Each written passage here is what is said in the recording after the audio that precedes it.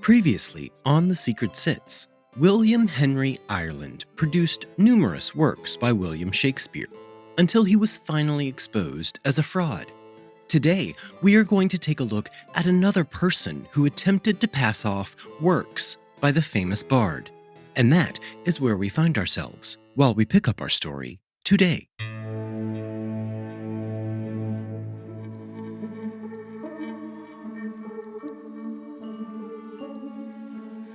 Welcome to The Secret Sits. I'm your host, John Dodson. Join us every Thursday as we uncover the secrets behind the world's most fascinating true crime cases. You can find all episodes of The Secret Sits for free on Apple Podcast, Spotify, or wherever you get your podcasts. And if you like what you are hearing, reach out to us on Instagram and Facebook at TheSecretSitsPodcast, or on Twitter at SecretSitsPod. Now, on with our story.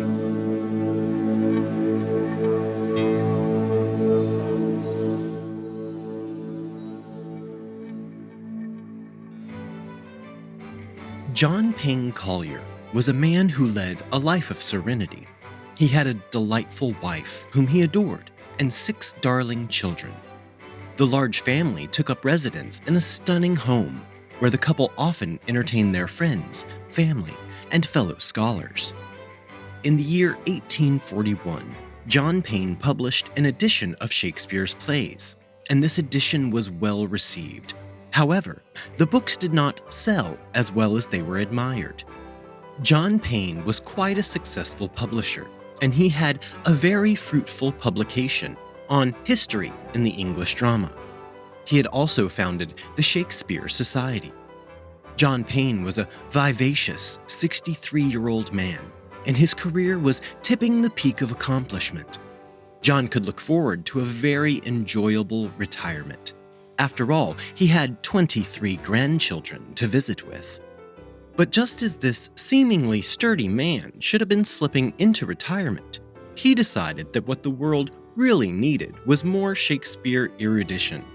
You see, John Payne had quite the good fortune to have acquired a copy of Shakespeare's second folio, which was originally published in 1632, approximately 9 years after the world-famous first folio. If you've listened to episode 1 of this series on Shakespeare Forgeries, you know that Shakespeare wrote 38 confirmed plays.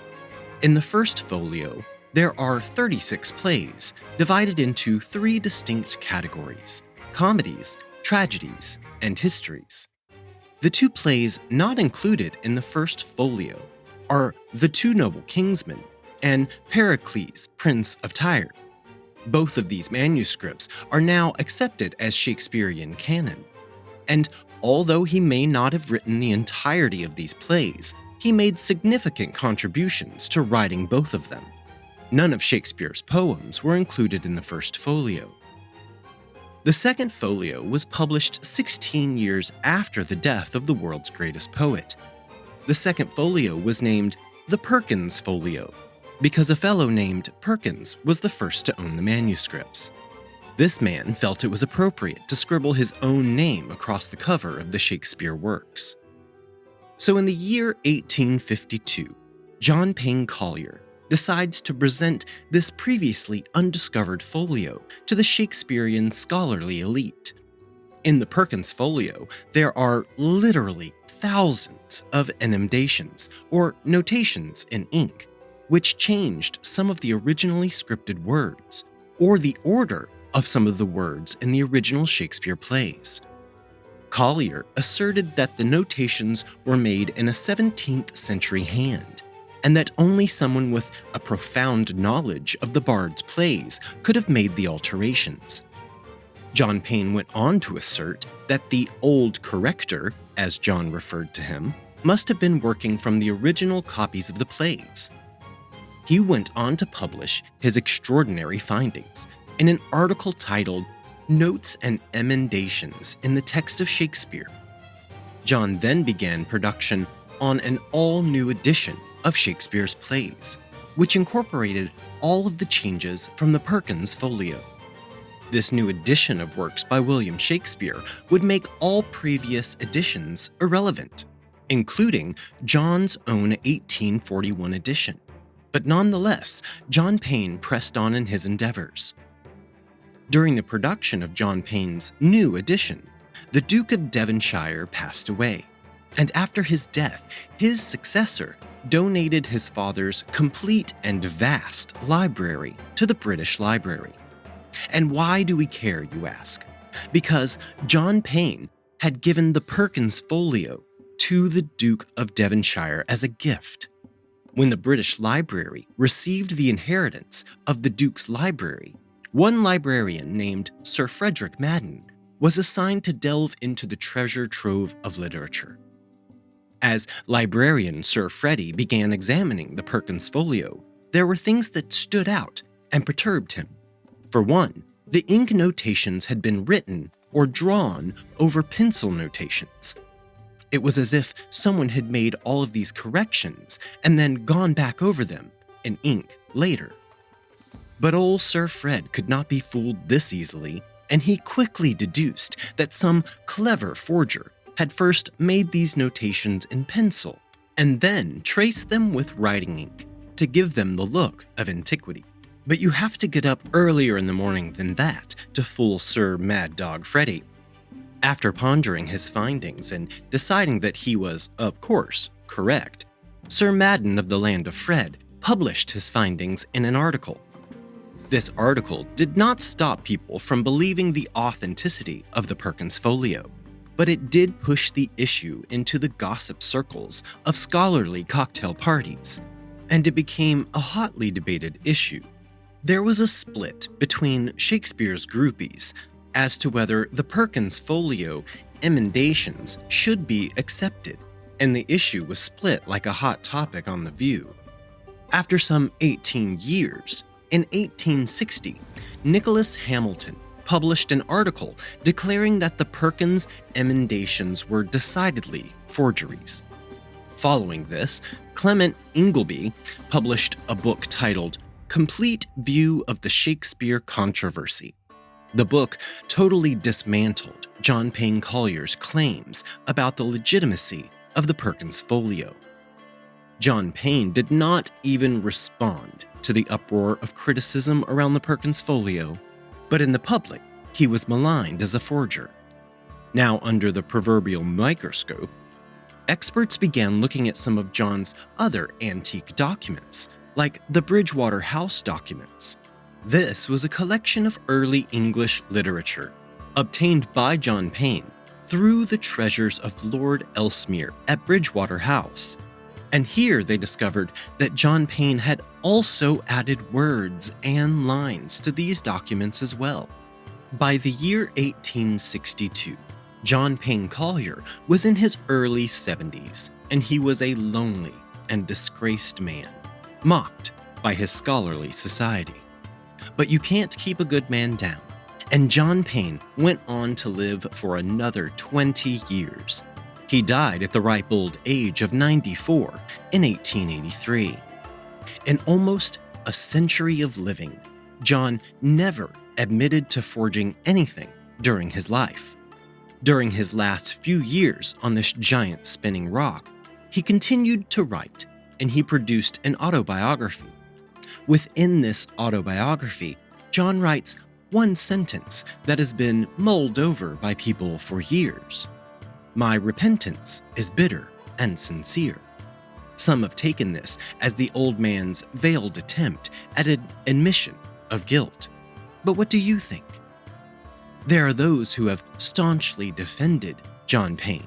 They assert that Frederick Madden could have made the pencil notations in order to discredit John. Others have said that the Perkins Folio emendations were simply John's most outlandish forgery attempts gone wrong. Despite any of this, and notwithstanding the validity of these emendations, many of these notations have made their way into later editions of Shakespeare's plays. Perhaps you have read or studied a Shakespearean play, and the copy you had was covered in a slew of forged alterations. How would you know? In 1971, the Folger Shakespeare Library released its findings on the Perkins Folio, and they determined that the notations made in the Perkins Folio were a match for John Payne Collier's own handwriting. I suppose this would be listed as a tragedy if Shakespeare had written this story himself. John Payne Collier could have had a happy retirement at the age of 50, and he would have maintained his place in history as a Shakespearean scholar. But he chanced that reputation and everything he had to present these forgeries. It's quite intriguing. Literary forgers create false documents. For an accomplished forger, this takes quite a unique set of skills, depending on the documents and the level of forgery they are trying to attempt to create. There are other types of forgers who have no need to create false documents because they peddle forgeries in the form of legends and stories, told and passed down verbally throughout history. These forgers create stories in an effort to be noticed, to make themselves seem important, or to, in any other way, bolster their own image or status. There have been a few cases of these also related to the great William Shakespeare. One notable case is that of William Davenant, who history will remember as the illegitimate and false son of William Shakespeare. This oral forgery is quite remarkable. William Davenant was born in 1603 in Oxford. He would go on to become an actor and theatrical manager. William was the son of innkeepers, and it has long been told that Shakespeare would often stay at William's parents' inn in Oxford. You see, Oxford was a convenient halfway point between London and Shakespeare's hometown of Stratford. This was a trip taken quite often by the bard, and it made sense that the traveler would stop during the journey for some much-needed rest. Originally, William Davenant would claim that the world-famous poet was just his godfather, and what a claim to hold on to while making your rise in the local theater scene. But as the young man's reputation continued to grow during the 1620s, William began hinting that Shakespeare and his mother had had an affair, and that he himself was a result of their primordial lust. This would also suggest that Shakespeare's stops at the end were for more than a good night's sleep. However, there are no records to corroborate any of William's stories. There is not even a baptismal certificate to confirm the godfather portion of William's story. On top of that, there are no records of Willie Shakes having ever stopped overnight in Oxford on his trek from London to Stratford. Was all of this simply William's way of gaining recognition for his theatrical career? There had to be a better way, like, I don't know, actually being accomplished at your chosen profession, perhaps. There are no legitimate Shakespearean scholars who give any credence to William's story, and he is sadly now no more than a humorous footnote in literary history. From our previous story about the Shakespeare-obsessed Samuel Ireland and his vapid son, William Henry Ireland, comes another story of a Shakespearean fraud perpetrated against an entire population of Shakespeare-obsessed people. John Jordan, who you will remember as the town historian who took Samuel and William Henry around Stratford, well, the idolatry surrounding Shakespeare began during the Great Jubilee in 1769. This event was produced in Stratford by the historic actor and theater manager of the day, David Garrick. The event did not do as well as David had hoped because 3 days of treacherous rain caused the event to be quite a soggy affair. Despite this, the Jubilee sparked a renewed interest in Shakespeare's work.